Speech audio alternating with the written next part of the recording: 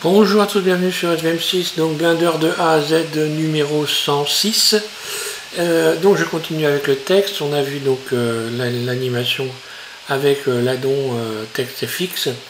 Donc TextFX, je vous ai fait une première démonstration, je ne vais pas vous la faire, je vais pas vous faire l'application entièrement.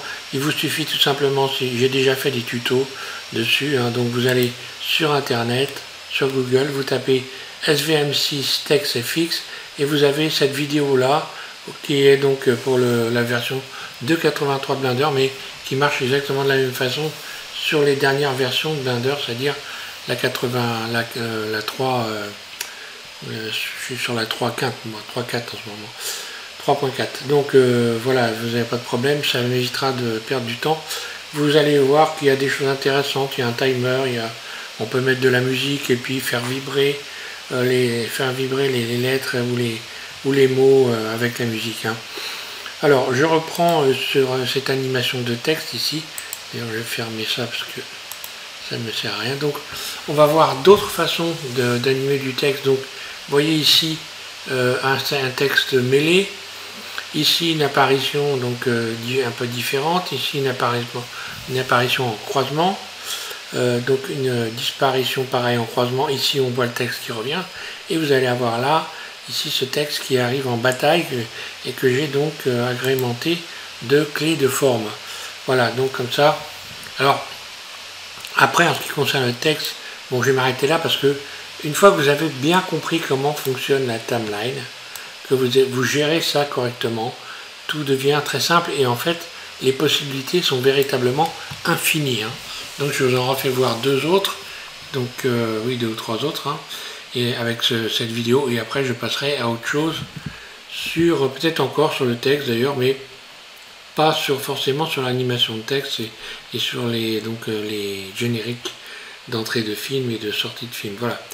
Alors, je repars sur une fenêtre note de Blender et je vous fais cette petite démo. On va commencer donc déjà par ce texte qui est gros et qui vient comme ceci se positionner et ensuite qui va partir dans l'autre sens. Voilà, donc Blender 3.4, on fait comme on a fait jusqu'à maintenant. Vous allez rechercher un texte donc que vous avez écrit ou vous sélectionnez le texte que je vous ai proposé. Donc je vous ai proposé ici ce type de texte là, vous l'avez déjà. Et on va pouvoir s'entraîner avec ça. Donc il y a un titre de début, enfin voilà. Là, je vais donc transformer mon texte en, ici donc dans sélectionner, dans édition, une fois de plus, voilà. Je choisis donc un mot par ligne, un objet par ligne. Donc chaque ligne sera un objet. Maintenant je vais faire majeur F5 pour retourner dans la vue 3D. Et voilà ce que j'ai. Donc mon texte, à partir de là, je peux parfaitement le modifier. Hein. Donc si je me mets en mode edit, je vais d'ailleurs rectifier un peu le tir. Là, je vais faire ça. Puis le sélectionner G, Y, voilà, le positionner comme ça. Et je vais un peu le recentrer. Espace, voilà. Mettons, je vais faire ça d'ailleurs. Je vais même carrément supprimer le haut. En fait, on va rajouter un titre. Le titre, voilà, ce sera les dingos de la 3D. Et voilà, j'ai un titre. Je rajoute une caméra. Je vais faire un CTRL Alt 0 pour positionner ma caméra sur ce titre. G, je la déplace pour venir, voilà, là, centrer grosso modo. Je peux inverser la sélection, par exemple. Hein. Si je fais inverser la sélection, je peux donc parfaitement sélectionner les éléments ou les désélectionner. Hein. Donc là, je vais tout sélectionner, A, puis désélectionner ça, et désélectionner ça, et G, Y, je cache le reste du texte en bas. Voilà, on va faire une apparition de texte. Donc, ce texte, je vais le grossir jusqu'à temps qu'il sorte de l'écran. Donc je vais déjà commencer par lui donner une origine, hein, définir origine vers géométrie. Donc la géométrie, l'axe de rotation, il se situe au milieu du texte. Et surface jusqu'à temps qu'il disparaisse. Voilà, jusqu'à temps qu'il disparaisse de l'écran. Là, je peux donc cliquer sur enregistrement et I, une clé de position, rotation, échelle. Voilà. Ok, je vais dire par exemple en 50 images. Mon texte revient à la normale, donc je reviens à surface et je viens réduire ici. Alors attention, et aller doucement, surface. Voilà, par exemple, je viens le positionner là, ce qui va me donner à la lecture ceci. Donc là, on voit que il y a un ralentissement et puis une accélération. Si je veux que tout soit sur le même niveau, je positionne mon curseur 3D, mon curseur de souris ici dans la timeline, je clique sur T et je vais aller chercher linéaire là. Lorsque je vais maintenant cliquer sur la lecture, c'est donc il n'y a pas de frein et voilà. Évidemment ça accélère puisque ça devient de plus en plus petit. Si je veux que ça aille plus vite, je vais faire un G en sélectionnant cette clé, je la déplace et je fais la lecture et voilà. Donc là on voit que ça serait peut-être un petit peu rapide. Alors pour mieux voir, pour mieux apprécier, hein, il y a une chose qu'on peut faire, parce que c'est vrai que tout ce qu'il y a autour, ça peut gêner dans la vision. Vous cliquez sur la caméra et pardon, vous allez pouvoir donc aller ici en cliquant sur la caméra, modifier l'affichage 3D, hein, affichage 3D, et vous mettez tout en noir en modifiant cette valeur. Voilà, comme ça vous ne voyez que ce que vous avez créé. Et là ça va nous donner ça. Donc je pourrais évidemment l'accélérer, hein. G par exemple. Et puis faire ressortir ce texte, je sélectionne ici toutes les clés en faisant A, je les duplique, Shift D, puis ici je positionne mon curseur juste au bord là, et je vais faire une surface S pour venir retourner les clés. Donc là on voit que la distance de séparation est quasiment la même, ceux qui sont sélectionnés, ceux qui ne le sont pas. Donc je peux faire G et positionner par exemple ça ici. Ça va me donner ceci. Arrivée du texte, sortie du texte. Donc si je veux agrandir le tout, si je veux que ça soit plus long, je sélectionne tout A, je positionne mon curseur ici, au début de la timeline, S, j'agrandis et voilà, on va avoir ceci. Et on a un temps évidemment ici de où il ne se passe rien du tout ici.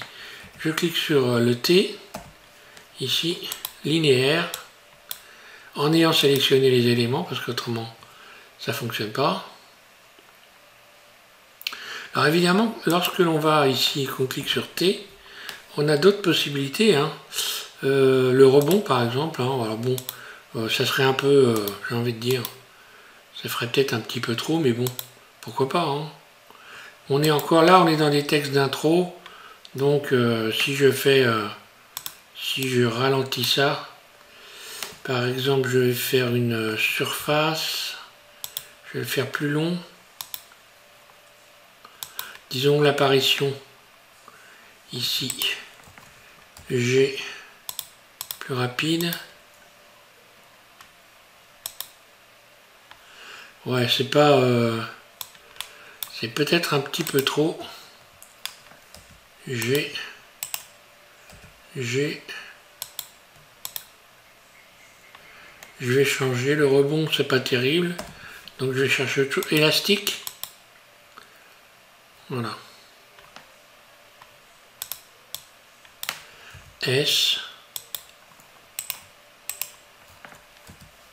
voilà, je peux les déplacer comme j'ai envie, hein. Et là elle devrait disparaître, voilà. Donc bon, déjà voilà une chose qu'on peut faire. Maintenant je vais repasser au texte en dessous, hein. Je reviens rechercher remettre de la visibilité ici, hein. Donc dans caméra, je sélectionne la caméra et ici voilà.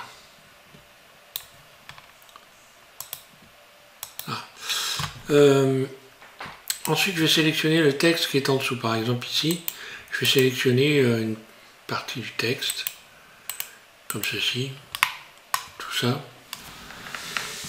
Et je vais déterminer que cet ensemble-là, c'est un objet. Je vais le transformer en mèche. Donc à partir de là, ce ne sont plus des courbes de Bézier, c'est un mèche. Et je vais faire un CTRL-J pour venir joindre tout ça. Et donc là, lorsque je fais G, j'ai un ensemble de texte. J'ai un morceau de texte que je vais pouvoir donc utiliser comme j'ai envie. Donc là, le texte a disparu. Hein. Celui-là, là, d'ailleurs, je vais faire peut-être arranger ça pour que ça soit quand même un peu moins rapide.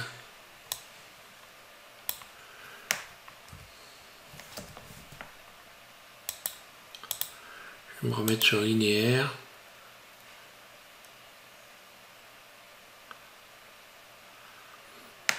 Voilà.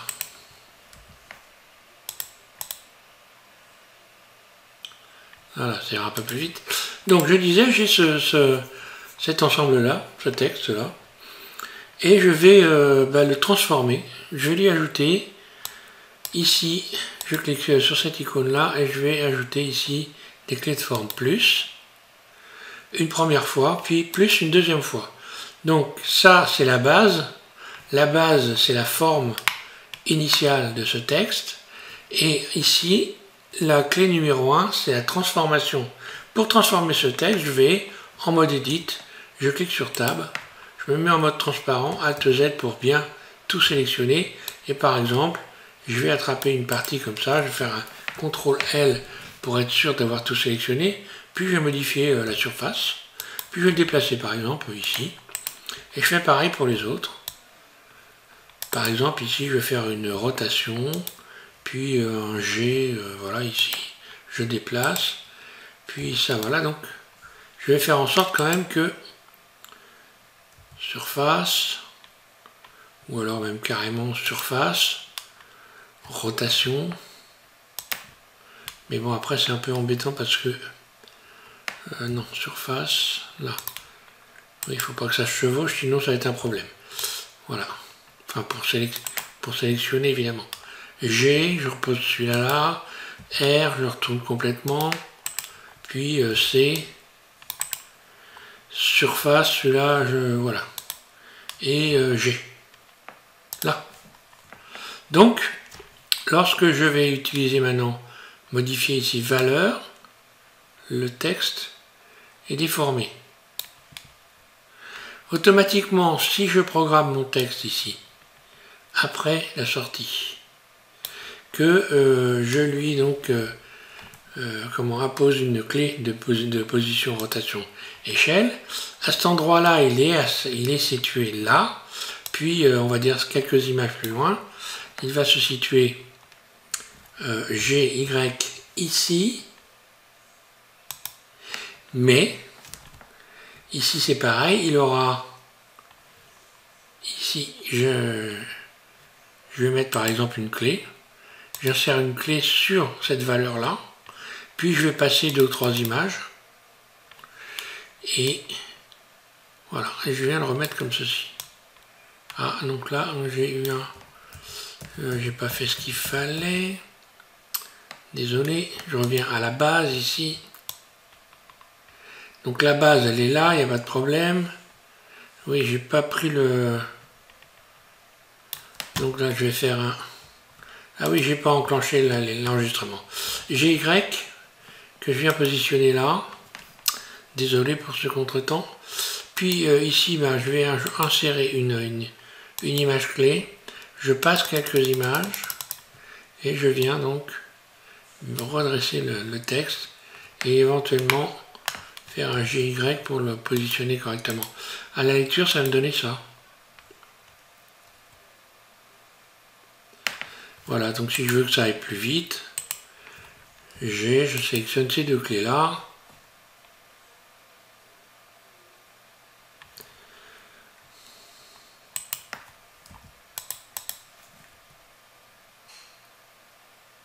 Voilà, là j'ai ralenti un peu, ça donne un peu de souplesse au texte, il arrive en bataille, et puis hop.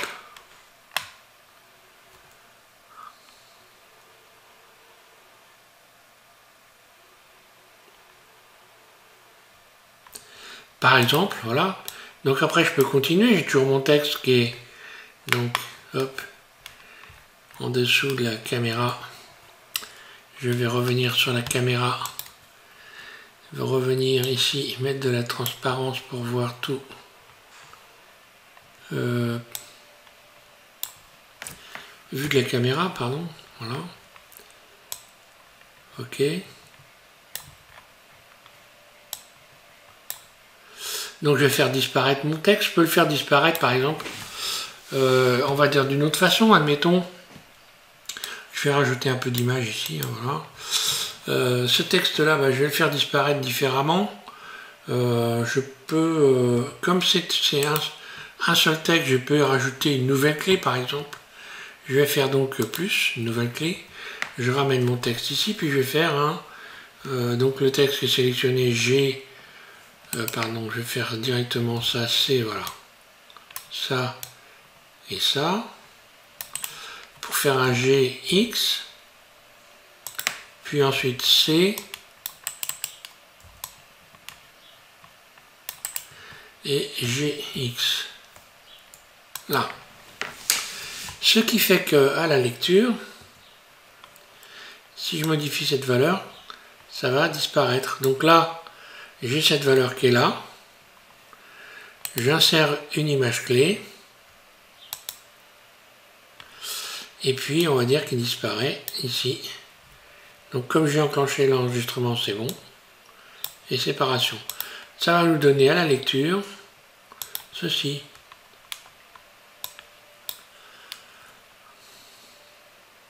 Et voilà. Alors là, bon, évidemment, il aurait pu G. Je vais le mettre un petit peu plus long quand même.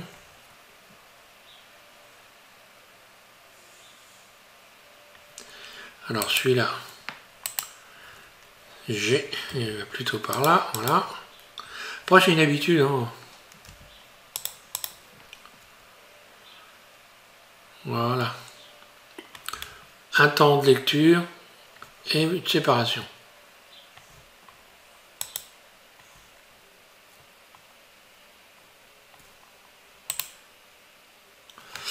Voilà par exemple, donc évidemment je peux faire rentrer un texte aussi en croix, je peux continuer. Maintenant je peux resélectionner par exemple ça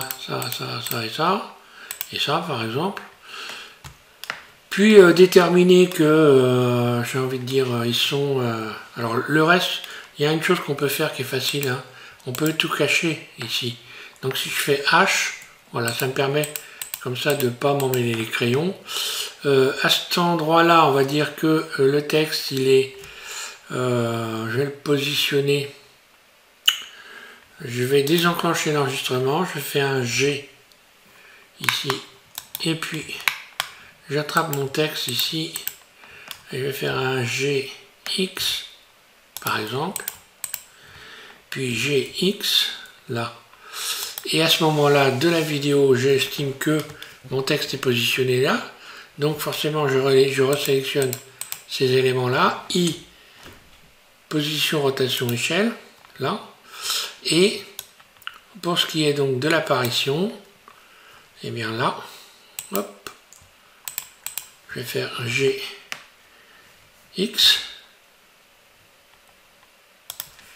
et GX. Ah, j'ai pas, non, je reviens en arrière, CTRL Z. Faut pas oublier d'enclencher l'enregistrement. Hein. GX.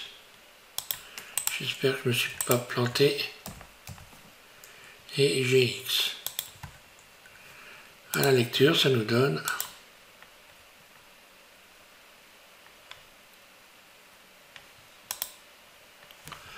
donc là pareil, T linéaire.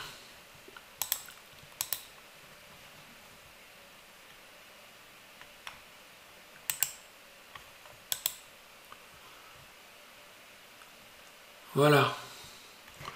Allez, on refait la lecture de tout. Alt H pour retrouver tout ce que j'ai fait. Hein. Donc Alt H, là voilà. Je reviens ici, je désélectionne tout. Ici, je vais arrêter, voilà. Ici, je vais juste cacher.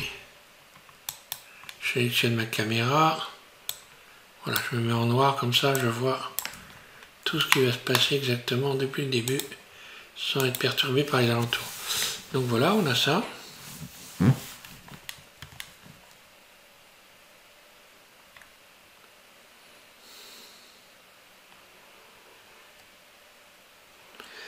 Donc là, évidemment, c'est trop long. Paf, qu'est-ce que je fais? Je reviens ici. Je vais sélectionner tout ça. Et je vais le déplacer. G. Là.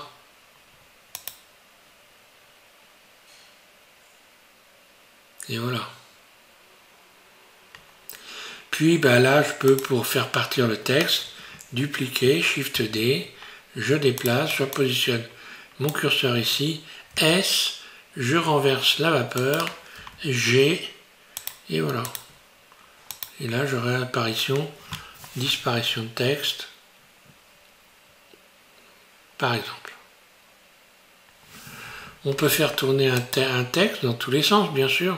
J'aurais pu faire une disparition en tournant, par exemple ici. Si j'amène mon curseur ici, que je fais par exemple une rotation, j'enclenche ici une lecture, on va voir ce que ça va donner. Je vais faire une rotation sur Y. Donc que se passe-t-il si je fais une rotation sur Y? En sélectionnant ça, voilà. Je sélectionne ça, R, Y. Qu'est-ce qui va se passer? J'ai enclenché une image. On va voir ce que va donner la sortie là. Et voilà. J'ai tout de suite une autre façon de... Par exemple, l'arrivée ici, si je me mets là, que je fais donc pareil un RY, que je fais ça par exemple. Voilà, mon texte va apparaître en tournant.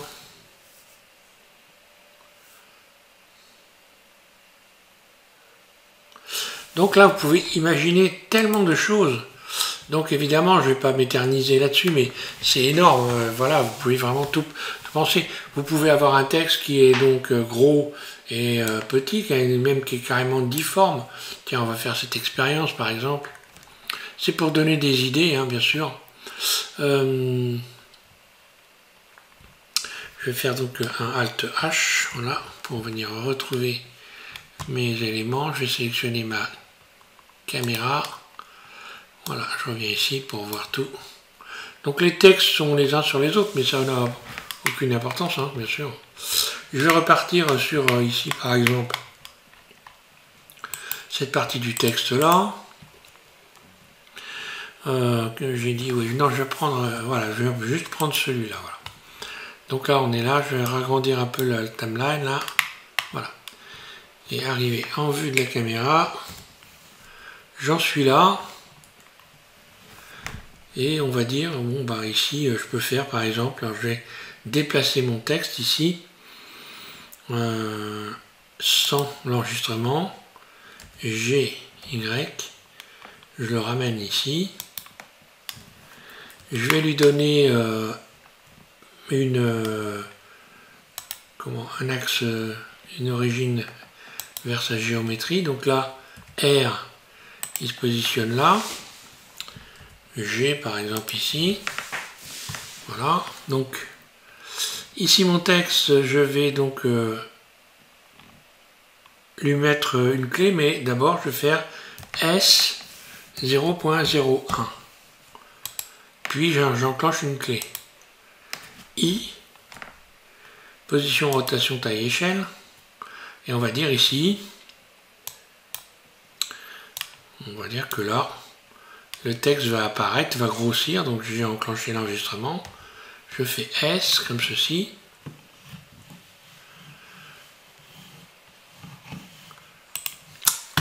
Je vais recommencer S. On va faire X S500 directement, voilà. Non, ou S, pas 500, mais S200. S200, voilà. Et là, je pourrais faire un S Y. Voilà, pour faire ce type d'apparition-là. Là, je déplace ici. Et je vais faire SY. Je reviens comme ceci.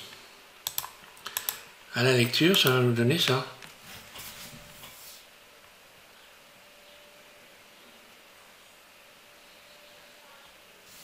Voilà. Donc là, j'ai plus qu'à retravailler le temps.